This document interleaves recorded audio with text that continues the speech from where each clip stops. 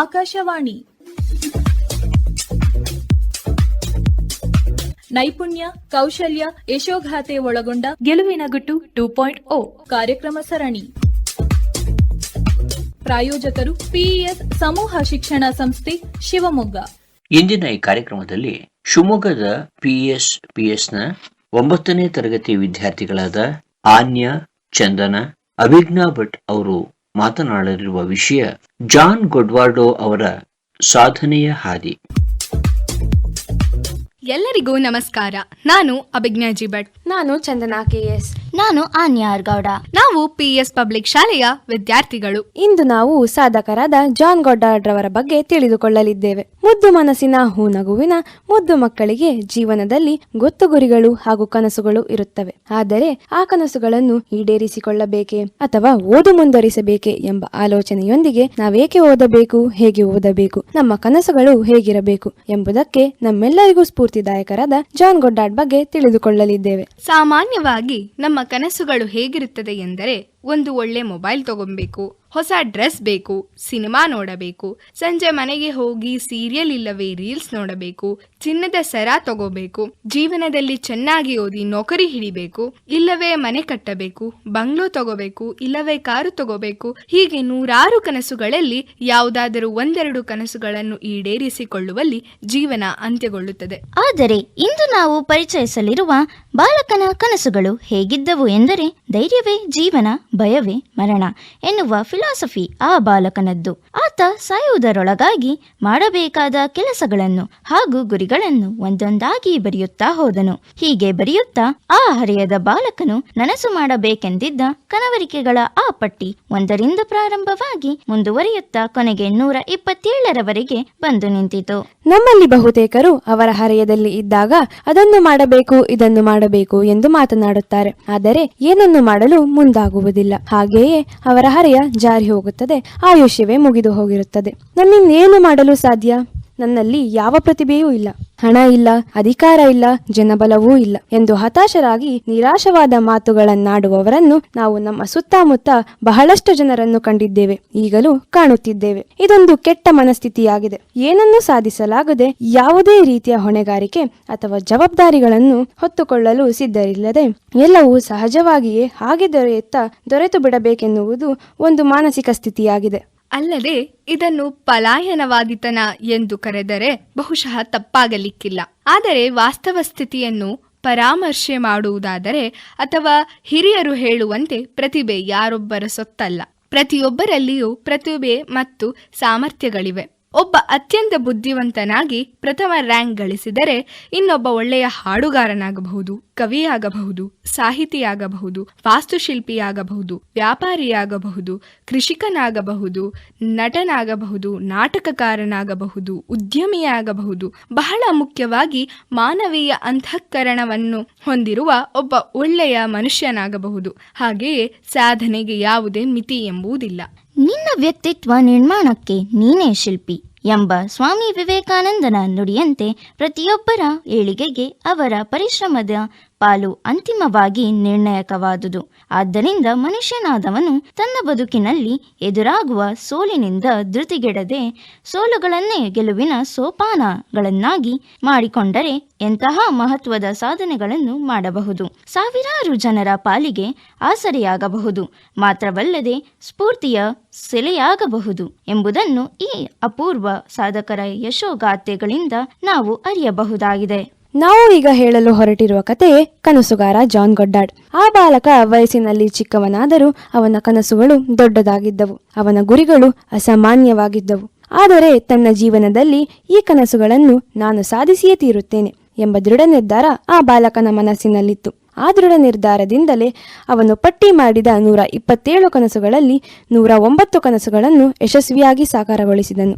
ಆ ಪಟ್ಟಿಯಲ್ಲಿ ಯಾವ್ಯಾವ ಕನಸುಗಳಿದ್ದವು ಗೊತ್ತಾ? ನೀವು ಊಹಿಸಲು ಸಾಧ್ಯವಿಲ್ಲದಂತಹವುಗಳು. ಅವು ದೊಡ್ಡ ದೊಡ್ಡ ಕನಸುಗಳು. ಅವುಗಳಲ್ಲಿ ಜಗತ್ತಿನ ಅತಿಯುದ್ದದ ನದಿಗಳನ್ನು ಅನ್ವೇಷಿಸುವುದು, ಜಗತ್ತಿನ ಪ್ರಮುಖ ಪರ್ವತಗಳನ್ನು ಹತ್ತುವುದು, ಅತಿ ವೇಗದ ವಿಮಾನಕ್ಕೆ ಪೈಲಟ್ ಆಗಿ ಕಾರ್ಯನಿರ್ವಹಿಸುವುದು, 5 ನಿಮಿಷದಲ್ಲಿ 1 ಮೈಲಿ ಓಡುವುದು, ಇಡೀ ಬ್ರಿಟಿಷ್ ಎನ್ಸೈಕ್ಲೋಪೀಡಿಯಾವನ್ನು ಪೂರ್ತಿಯಾಗಿ ಓದುವುದು, 1 ನಿಮಿಷದಲ್ಲಿ 50 ಪದಗಳನ್ನು ಟೈಪ್ ಮಾಡುವುದು, ಆನೆ, ಒಂಟೆ, ಆಸ್ಟ್ರಿಚ್, ಬ್ರಾಂಕೋ ಸವಾರಿ ಮಾಡುವುದು, ಭೂಪ್ರದಕ್ಷಿಣೆ ಮಾಡುವುದು, ಇನ್ನೂ ಇತರೆ. ಮನಸ್ಸು ಮಾಡಿದರೆ ಏನನ್ನಾದರೂ ಮಾಡಬಹುದಲ್ಲದೆ, ಆಗದು ಎಂದು ಕೈಲಾಗದು ಎಂದು ಕೈಕಟ್ಟಿ ಕುಳಿತರೆ ಸಾಗದು ಕೆಲಸವೂ ಮುಂದೆ. ಮನಸ್ಸೊಂದಿದ್ದರೆ ಮಾರ್ಗವು ಉಂಟು, ಕೆಚ್ಚದೆ ಇರಬೇಕೆಂದು ಎಂಬ ಹಾಡು ಇವರಿಗೆಲ್ಲ ಸ್ಫೂರ್ತಿದಾಯಕವಾದಂತಿದೆ. Where there is a will there is a way ಎಂಬಂತೆ ಮನಸ್ಸು ಸಂಕಲ್ಪ ಮಾಡಿದರೆ ಮಾರ್ಗ ತನ್ನಿಂತಾನೇ ಗೋಚರವಾಗುತ್ತದೆ. ಹೀಗೆ ವಿಭಿನ್ನ ಆಲೋಚನೆಗಳ ಕನಸುಗಳ ಪಟ್ಟಿ ಅದಾಗಿತ್ತು. ಮೈ ಲೈಫ್ ಲಿಸ್ಟ್ ಎಂಬ ಶೀರ್ಷಿಕೆಯಂತೆ ಅಡಿಯಲ್ಲಿ low aim is a crime, dream big ಎಂಬ ಮಾತಿನಂತೆ ಪಟ್ಟಿ ಮಾಡಿದ. ಆತನ ಕನಸುಗಳು ಸುಲಭ ಸಾಧ್ಯವಾಗಿರಲಿಲ್ಲ. ಸಾಮಾನ್ಯರು ಯಾರೂ ಕೂಡ ತಮ್ಮ ಜೀವನದಲ್ಲಿ ಅಂತಹ ಗುರಿಗಳನ್ನು ಇಟ್ಟುಕೊಳ್ಳುವುದಿಲ್ಲ. ನನಸು ಮಾಡಿದ ವಿಶ್ವದ ಮೊದಲ ವ್ಯಕ್ತಿ ಬಹುಶಃ ಈತನೇ ಇರಬೇಕು, ಅಲ್ಲವೇ? ಹಾಗಾದರೆ ಯಾರು ಈತ, ಎಲ್ಲಿಯವರು ಎಂದು ಯೋಚಿಸುತ್ತಿದ್ದರೆ ಇವರು ಪ್ರಸಿದ್ಧ ಮನೋಶಾಸ್ತ್ರಜ್ಞರು. ಅಮೆರಿಕದ ಉಟಾಹ ರಾಜ್ಯದ ಸಾಲ್ಟ್ ಲೇಕ್ ಸಿಟಿಯಲ್ಲಿ 1924 ಜುಲೈ 29ರಂದು ಜನಿಸಿದರು. ತಂದೆ ಪರ್ಸೀವಲ್ ಲುಂಡ್ಬರ್ಗ್ ಜಾಕ್ ಗೊಡ್ಡಾರ್ಡ್, ತಾಯಿ ಲೆಟಿ ಆಲೈಸ್ ಸೊರೆನ್ಸನ್ ಗೊಡ್ಡಾರ್ಡ್. ಜಾನ್ ಗೊಡ್ಡಾರ್ಡ್ ಬೆಳೆದದ್ದೆಲ್ಲ ಕ್ಯಾಲಿಫೋರ್ನಿಯಾದ ಲಾಸ್ ಏಂಜಲೀಸ್ ನಗರದಲ್ಲಿ. ಜಾನ್ ಒಬ್ಬ ಪರಿಶೋಧಕ, ಮಾನವಶಾಸ್ತ್ರಜ್ಞ, ಲೇಖಕ ಹಾಗೂ ಛಾಯಾಗ್ರಾಹಕ. ಆದರೆ ಅವರನ್ನು ಜಗತ್ತು ನೆನಪಿಸಿಕೊಳ್ಳುವುದು ಬಕೆಟ್ ಲಿಸ್ಟ್ನ ಸೃಷ್ಟಿಕರ್ತ ಎಂದು. ಸ್ನೇಹಿತರೆ, 1940ರಲ್ಲಿ ಜಾನ್ ಕೇವಲ 15 ವರ್ಷದ ಬಾಲಕ. ಒಂದು ದಿನ ಅವರು ತಮ್ಮ ಧೈರ್ಯ ತೆಗೆದುಕೊಂಡು ಒಂದು ಪ್ರಶ್ನೆ ಕೇಳಿಕೊಂಡರು. ನಾನು ಸಾಯುವುದರೊಳಗಾಗಿ ಏನನ್ನು ಮಾಡಬೇಕು? ಜಾನ್ ಕೇವಲ ಪಟ್ಟಿ ಮಾಡಲಿಲ್ಲ, ಎಲ್ಲವನ್ನು ಸಾಧಿಸಿ ತೋರಿಸಿದರು. ಅವರ ಪ್ರಮುಖ ಸಾಧನೆಗಳು: 4000 ಕಿಲೋಮೀಟರ್ ಉದ್ದದ ನೈಲ್ ನದಿಯನ್ನು ಈಜಿ ಸಾಧನೆ ದಾಖಲಿಸಿದರು. 4000 ಕಿಲೋಮೀಟರ್ ಉದ್ದದ ಕಾಂಗೋ ನದಿಯನ್ನು ದೋಣಿಯಲ್ಲಿ ಪ್ರಯಾಣ ಮಾಡಿದರು. ಆಫ್ರಿಕಾದ ಅಪಾಯಕಾರಿ ಕಾಡು, ನರಭಕ್ಷಕ ಬುಡಕಟ್ಟು ಜನರೊಂದಿಗೆ 6 ತಿಂಗಳು ವಾಸಿಸಿ ಅವರ ಜೀವನ ಅಧ್ಯಯನ ಮಾಡಿದರು. ಇವರು 110ಕ್ಕೂ ಹೆಚ್ಚು ದೇಶಗಳಿಗೆ ಹೋದರು. ವಿಶ್ವ ಪ್ರವಾಸವನ್ನು ಮಾಡಿ ಸಾಧನೆಯನ್ನು ದಾಖಲಿಸಿದರು. ಜಾನ್ ಗೊಡ್ಡಾರ್ಡ್ ಇದಷ್ಟೇ ಅಲ್ಲದೆ ವಿಮಾನ ಚಲಾಯಿಸುವುದು, ಸ್ಕೂಬಾ ಡೈವಿಂಗ್, ಪೈಲಟ್ ಆಗುವುದು ಎಲ್ಲವನ್ನು ಕಲಿತರು. ಜಾನ್ನ ಈ ಸಾಧನೆಗಳು ವಿಶ್ವವನ್ನು 45 ಬಾರಿ ಸುತ್ತಿ ಬಂದಷ್ಟು ಸಾಹಸಮಯವಾಗಿದೆ. ಜೀವನದ ಕೊನೆಯವರೆಗೂ 127ರಲ್ಲಿ 109 ಗುರಿಗಳನ್ನು ಸಾಧಿಸಿದರು. ಜಾನ್ ಗೊಡ್ಡಾರ್ಡ್ನಿಂದ ನಾವು ಕಲಿಯಬೇಕಾದ ಪಾಠಗಳು ಏನೆಂದರೆ, ಅವರು 15ನೇ ವಯಸ್ಸಿನಲ್ಲಿಯೇ ದೊಡ್ಡ ಕನಸು ಕಂಡರು. ನನ್ನ ಅನಿಸಿಕೆ ಏನೆಂದರೆ, ನಾವೇಕೆ ಚಿಕ್ಕ ಕನಸು ಕಾಣಬೇಕು? ನಮ್ಮಲ್ಲಿಯೂ ಸಾಮರ್ಥ್ಯವಿದೆ ಎಂಬುದನ್ನು ಅರಿಯಬೇಕು. ಜಾನ್ ಗೊಡ್ಡಾರ್ಡ್ ಮಾತ್ರವಲ್ಲ, ಪ್ರತಿಯೊಬ್ಬರಲ್ಲಿಯೂ ಏನನ್ನಾದರೂ ಸಾಧಿಸುವ ಸಾಮರ್ಥ್ಯವಿರುತ್ತದೆ. ನಮ್ಮ ಕನಸು ಏನು ಎಂಬುದನ್ನು ನಿರ್ಧರಿಸಬೇಕಿದೆ. ಯಾವುದೂ ಅಸಾಧ್ಯವಲ್ಲ. ನಮ್ಮಲ್ಲಿರುವ ಅದ್ಭುತ ಶಕ್ತಿಯು ನಮ್ಮ ಕನಸನ್ನು ನನಸಾಗಿಸುತ್ತದೆ. ನಿಮ್ಮೊಳಗಿನ ಚಿನ್ನದ ಬುದ್ಧ ಎಂಬ ಮೇರು ಸಾಧಕನಿಗೆ ಮೆತ್ತಿಕೊಂಡಿರುವ ಜೇಡಿಮಣ್ಣು ಯಾವುದು ಗೊತ್ತೇ? ಸಂಕೋಚ, ಭಯ, ಕೀಳರಿಮೆ, ಸೋಮಾರಿತನ, ಉಡಾಫೆ ಪ್ರವೃತ್ತಿ, ಕೆಟ್ಟ ಹವ್ಯಾಸಗಳೇ ಜೇಡಿ ಮಣ್ಣಿನಂತೆ ನಿಮ್ಮೊಳಗಿನ ಚಿನ್ನದ ಬುದ್ಧನಿಗೆ ಮೆತ್ತಿಕೊಂಡಿದೆ. ಯಾರು ಈ ಚಿನ್ನದ ಬುದ್ಧ ಎಂದು ಯೋಚಿಸುತ್ತಿರುವಿರಾ? ಥೈಲ್ಯಾಂಡ್ ದೇಶದಲ್ಲಿ ನಡೆದ ಒಂದು ನೈಜ ಘಟನೆ ಇದಾಗಿದೆ. ಪ್ರಾಚೀನ ಬೌದ್ಧ ವಿಹಾರದಲ್ಲಿ ಬೌದ್ಧ ಭಿಕ್ಷುಗಳು ವಾಸವಾಗುತ್ತಿದ್ದರು. ಅಲ್ಲಿ ಒಂದು ಬೃಹತ್ ಗಾತ್ರದ ಜೇಡಿ ಮಣ್ಣಿನ ಮೂರ್ತಿ ಇತ್ತು. ಅಲ್ಲಿದ್ದವರೆಲ್ಲ ಆ ಮೂರ್ತಿಯನ್ನು ಪೂಜಿಸುತ್ತಿದ್ದರು. ಆ ವಿಹಾರವು ಬಹು ಹಳೆಯ ಕಾಲದ ಕಟ್ಟಡವಾಗಿತ್ತು. ಅಲ್ಲಿನ ಸರ್ಕಾರ ಆ ವಿಹಾರವನ್ನು ದುರಸ್ತಿ ಮಾಡಲು ಉದ್ದೇಶಿಸಿತು. ಆದ್ದರಿಂದ ಆ ವಿಹಾರದಲ್ಲಿರುವ ಬೌದ್ಧ ಭಿಕ್ಷುಗಳನ್ನು ಹಾಗೂ ಬುದ್ಧನ ಮೂರ್ತಿಯನ್ನು ಬೇರೊಂದು ಜಾಗಕ್ಕೆ ಸ್ಥಳಾಂತರ ಮಾಡಬೇಕಾದ ಅನಿವಾರ್ಯತೆ ಉಂಟಾಯಿತು. ಮೇಲಾಧಿಕಾರಿಗಳ ಆದೇಶದಂತೆ ಬುದ್ಧನ ವಿಗ್ರಹವನ್ನು ಅಲ್ಲಿಂದ ಬೇರೆಡೆಗೆ ಸಾಗಿಸಲು ಮುಂದಾದರು. ಜೇಡಿ ಮಣ್ಣಿನ ಮೂರ್ತಿಯನ್ನು ಲಾರಿಗೆ ಸಾಗಿಸಲು ಪ್ರಯತ್ನಿಸುತ್ತಿದ್ದಾಗ ಅದು ಸ್ವಲ್ಪ ಹಾನಿಗೊಳಗಾಯಿತು. ಮೂರ್ತಿಯ ಜೇಡಿ ಮಣ್ಣಿನ ಹೊರಪದರ ಅಲ್ಲಲ್ಲಿ ಕಿತ್ತು ಬಂದಂತೆ ಕಾಣುತ್ತಿತ್ತು. ಒಮ್ಮೆ ಭಿಕ್ಷುವು ಹಾನಿಗೊಳಗಾದ ಭಾಗವನ್ನು ನೋಡಿದರು. ಮೂರ್ತಿ ತನ್ನ ಮೂಲ ಸ್ವರೂಪವನ್ನು ಕಳೆದುಕೊಂಡಂತೆ ಕಾಣುತ್ತಿತ್ತು. ಆದರೆ ಕಿತ್ತು ಬಂದ ಜೇಡಿ ಮಣ್ಣಿನ ಪದರದ ಹಿಂದೆ ಮತ್ತೊಂದು ಪದರದ ಲೇಪನೆ ಇರಬಹುದು ಎಂದು ಭಿಕ್ಷು ಭಾವಿಸಿದರು. ಕತ್ತಲು ಆವರಿಸುತ್ತಿದ್ದಂತೆ ಆಶ್ರಮದ ಭಿಕ್ಷುಗಳು ವಿಶ್ರಾಂತಿಗೆ ಹೊರಟು ಹೋದರು. ಆಗ ಬುದ್ಧನ ಮೂರ್ತಿ ಅಲ್ಲಲ್ಲಿ ಹೊಳೆಯಲು ಪ್ರಾರಂಭಿಸಿತು. ಆಶ್ಚರ್ಯಗೊಂಡ ಹಿರಿಯ ಭಿಕ್ಷುವು ಸಮೀಪ ಹೋಗಿ ಪರೀಕ್ಷಿಸಿದನು. ಆಗ ಮೂರ್ತಿಯು ಬಂಗಾರದ ಹೊಳಪು ಹಿರಿಯ ಭಿಕ್ಷುವಿಗೆ ಕಾಣಿಸಿತು. ಕುತೂಹಲಗೊಂಡು ಹಿರಿಯ ಭಿಕ್ಷುವು ಅದೇ ಜಾಗದಲ್ಲಿ ಮತ್ತೊಂದಿಷ್ಟು ಒತ್ತಡ ಹಾಕಿ ಕೆರೆದರು. ಹಾಗೆ ಒತ್ತಡ ಹಾಕಿ ಕೆರೆದಾಗ ಜೇಡಿ ಮಣ್ಣು ಉದುರಿ ಬೀಳುತ್ತಿತ್ತು. ಜೇಡಿಮಣ್ಣು ಉದುರಿ ಬಿದ್ದ ಜಾಗ ಬಂಗಾರದ ಬಣ್ಣದಿಂದ ಹೊಳೆಯಲು ಆರಂಭಿಸಿತು. ಕೊನೆಗೆ ಬೌದ್ಧ ಭಿಕ್ಷುವಿಗೆ ಸಿಕ್ಕ ಫಲಿತಾಂಶ ಏನೆಂದರೆ ಇಡೀ ಬುದ್ಧನೇ ಚಿನ್ನದ ಬುದ್ಧ. ಇಂದಿಗೂ ಕೂಡ ಥೈಲ್ಯಾಂಡ್ ದೇಶದಲ್ಲಿ ನೀವು ಈ ಚಿನ್ನದ ಬುದ್ಧನನ್ನು ನೋಡಬಹುದು. ಇದರ ಸಾರಾಂಶ ಏನೆಂದರೆ ನಿಮ್ಮೊಳಗಿನ ಚಿನ್ನದ ಬುದ್ಧನಿಗೆ ಮೆತ್ತಿಕೊಂಡಿರುವ ಜೇಡಿ ಮಣ್ಣನ್ನು ತೆಗೆದುಹಾಕಿರಿ, ಚಿನ್ನದ ಬುದ್ಧನನ್ನು ಹೊರತರೋಣ. ಎರಡನೆಯದಾಗಿ ಪಾಠ +2 ಯೋಜನೆ + ಶ್ರಮ. ನಿಮ್ಮ ಕನಸುಗಳನ್ನು ಪಟ್ಟಿ ಮಾಡಿ, ದಿನಾಂಕ ಹಾಕಿ. ಪ್ರತಿದಿನ ಒಂದು ಹೆಜ್ಜೆ ಮುಂದೆ ಹೋದರೂ ನೀವು ನಿಮ್ಮ ಕನಸುಗಳನ್ನು ಸಾಧಿಸಲು ಸುಲಭವಾಗುತ್ತದೆ. ಮೂರನೆಯದಾಗಿ ಭಯವನ್ನು ಗೆಲ್ಲುವುದು. ಮೊಸಳೆ ಇರುವ ನದಿಯಲ್ಲಿ ಈಜಿದರೂ, ಆಫ್ರಿಕಾದ ಅಪಾಯಕಾರಿ ಕಾಡಿಗೆ ಹೋಗಿ ನರಭಕ್ಷ ಬುಡಕಟ್ಟು ಜನರೊಂದಿಗೆ 6 ತಿಂಗಳು ವಾಸಿಸುವುದು ಸುಲಭದ ಮಾತಾಗಿರಲಿಲ್ಲ.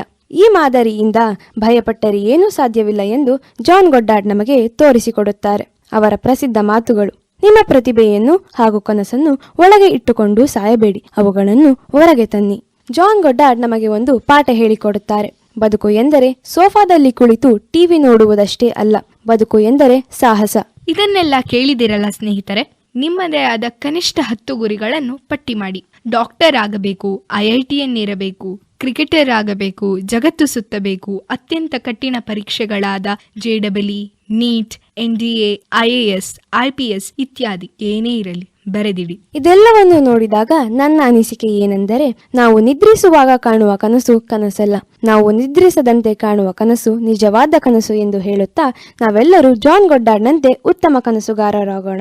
ಹಾಗೂ ನಮಗೆ ಈ ಮಾತುಗಳನ್ನು ಆಡಲು ಅವಕಾಶ ಮಾಡಿಕೊಟ್ಟಂತಹ ನಮ್ಮ ಶಾಲೆಯ ಪ್ರಾಂಶುಪಾಲರು, ಶಿಕ್ಷಕರು, ಆಡಳಿತ ವರ್ಗದವರು ಹಾಗೂ ಮುಖ್ಯವಾಗಿ ಆಕಾಶವಾಣಿ ಭದ್ರಾವತಿ ಇವರಿಗೆ ನಮ್ಮೆಲ್ಲರ ಪರವಾಗಿ ಧನ್ಯವಾದಗಳನ್ನು ತಿಳಿಸುತ್ತಾ ನಮ್ಮ 2 ಮಾತುಗಳನ್ನು ಮುಗಿಸುತ್ತಿದ್ದೇವೆ. ಧನ್ಯವಾದಗಳು.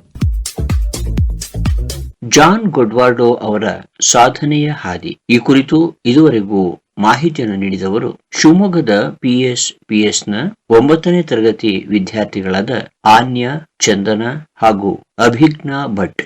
ಶಿವಮೊಗ್ಗದ PES institute of technology and management ನಲ್ಲಿ ಈ ಶೈಕ್ಷಣಿಕ ವರ್ಷಕ್ಕಾಗಿ ವಿವಿಧ ಇಂಜಿನಿಯರಿಂಗ್ ಕೋರ್ಸ್ಗಳ ದಾಖಲಾತಿ ಆರಂಭವಾಗಿದ್ದು, ಲಭ್ಯವಿರುವ ಕೋರ್ಸ್ಗಳೆಂದರೆ ISC, ECE, ME, civil, EEE, AI and ML. ಉತ್ತಮ ಶಿಕ್ಷಣ, ಅತ್ಯುತ್ತಮ ಕಲಿಕಾ ವಾತಾವರಣವಿರುವ PES ಸಂಸ್ಥೆ ಸೇರಲು 8296317663ಕ್ಕೆ ಸಂಪರ್ಕಿಸಿ ಅಥವಾ ಶಿವಮೊಗ್ಗ ಸಾಗರ ರಸ್ತೆಯಲ್ಲಿರುವ PES ಕ್ಯಾಂಪಸ್ಗೆ ಭೇಟಿ ನೀಡಬಹುದು.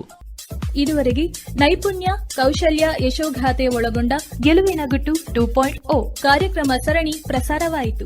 ನಿರ್ವಹಣೆ SR ಭಟ್, ಸಹಕಾರ ಸವಿತಾ, ಪ್ರಾಯೋಜಕರು PES ಸಮೂಹ ಶಿಕ್ಷಣ ಸಂಸ್ಥೆ ಶಿವಮೊಗ್ಗ. ಕಾರ್ಯಕ್ರಮ ಆಕಾಶವಾಣಿ ಭದ್ರಾವತಿ ಕೇಂದ್ರದಿಂದ ಮೂಡಿಬಂತು.